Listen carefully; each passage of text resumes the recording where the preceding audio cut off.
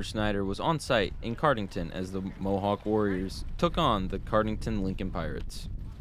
Both teams entered this game 1-0 as the Warriors beat Calvert with a score of 39-6 last Thursday. The Pirates in their run-heavy offense being spearheaded by the returning K-MAC Player of the Year, #1 Wyatt Denny. This is the Warriors' first of 2 away games early in the season, with both games being over an hour travel from the Warriors' home in Sycamore. Let's see what Coach Daniel had to say pregame. Absolute dominating win over Calvert last week. I mean, that was your first time that you beat those guys since 2021. Do you think that the energy and momentum that you gained from that game will carry over into this week? Yeah, we're certainly hoping so. We've got to learn to have success and to work for each week individually, and we are entitled to absolutely nothing this week. Last week was last week, and it was great, and we should enjoy it for a night. A bit of a drive to get here, obviously. What is your mindset on the bus ride? Like, what are you thinking of? And absolutely nothing changes. Our routine's our routine, so we try to keep our structure the exact same, keep every Friday night the exact same. We're all creatures of habit for sure, so we want every road game to be a home game. That's kind of our mentality, and we want to attack each week the exact same. So, what do you have to say about the amount of authority that you had up front? Yeah, no, they took over the game for sure, and they take a lot of pride in that. Coach Dunn's done a great job with them, kind of getting their identity. We got some great leadership up there, and those are guys that we're going to lean on throughout the year, and we want that to be our identity. Both teams traded punts back and forth early, but as the first quarter was drawing to a close, it was the Warriors junior Caden Bish that found the end zone from 1 yard out, a sight the Warriors would later become accustomed to. The Warriors defense held strong once again, forcing another punt, but then, as the second quarter began, it became the Clouse show.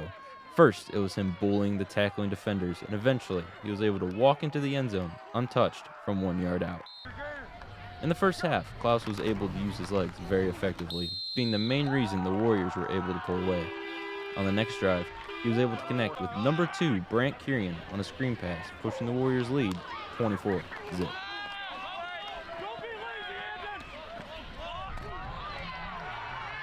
With the game slipping away from them, Cardington tried to get something going before the end of the half by passing the ball downfield, but the pass fell straight into the hands of junior Jack Sager, and he returned it all the way to the 9 yard line. With an opportunity to extend the lead, Clouse made possibly his only mistake of the game as he fumbled the football fighting for extra yards, giving the ball back to the Pirates deep in their own territory. Clouse ended the first half with both a passing and rushing touchdown. Clouse also accumulated 110 rushing yards by half, and he wasn't slowing down. As the second half began, Clouse broke another long rush into the end zone. With help from yet another Pirate turnover, the Warriors added another passing touchdown, this time to #28, John Stansberry. The Warriors were able to win this game with the final score of 37-8 and push themselves to their first 2-0 start since 2019. Cooper caught up with the player of the game and in Clouse, as well as some closing thoughts from Coach Daniel.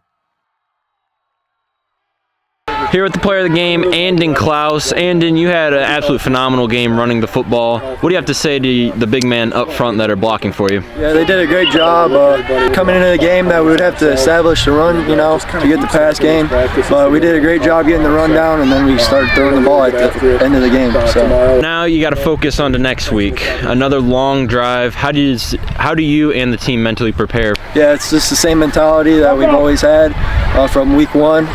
Just stay hungry and run the ball and then throw. That's just our game plan every week, and that we just got to establish that first. This team has the ceiling to go very far into the playoffs.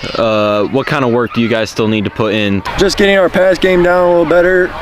We know we can run the ball, but we just got to get our passing, and we can be really elite. Coach Daniel, after a big win, very similar score to Calvert from last week. But once again, not perfect on all aspects. Still a lot to work on. What kind of adjustments are you gonna have to make going on to next week? Yeah, no, I'm proud of our kids and our effort. We just got to be disciplined. But overall, loved our effort, loved our intensity. Thought our kids performed well in between the whistles. We just got to get lined up and do the little things that maybe not everybody sees, but I'm very pleased. And in Clouse, absolutely stellar game on the ground, but what kind of work are you going to be putting in to also get a passing game? Because if you also have a passing game with his rushing abilities, he's going to be a very, very key player. Yeah, one opens up the other. So we'll try to take what we can get. And tonight, running the ball with him and Caden, they did an excellent job. Our guys up front were established in the line of scrimmage. Annan's a great player, and he's going to continue to do what we coach him to do. And it got better. We hit some nice plays in the second half. Long pass to Levi. Johnny Stansberry made a nice play. So I'm encouraged.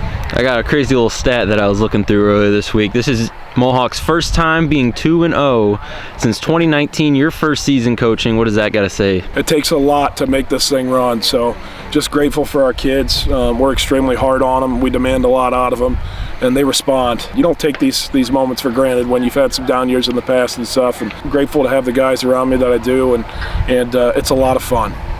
Thank you, Coach. Thank you. Appreciate you. Next week, the Warriors will travel over to Ayersville, where they look to push themselves to 3-0.